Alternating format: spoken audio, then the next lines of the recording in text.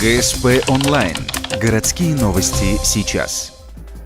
Воскресенье, 14:00. Универсальный спортивный комплекс. Первенство России по мини-футболу. Младший возраст. Участвуют юноши 14-16 лет. Сезон начали 8 клубов. Через 5 месяцев до финала дошли лишь 4. Все они приехали в Ухту, чтобы здесь выявить сильнейшего. Когда трехдневный футбольный марафон остался позади, был назван победитель. Возглавляет список лучших мини-футбольных клубов страны «Факел» из Сургута. Соотношение мячей показывает, что если даже отрицательная разница, забитые и пропущенные, она небольшая. Но эти четыре команды на сегодняшний день они заняли свои места, как у них была построена учебно-тренировочная работа. Это все отобразило.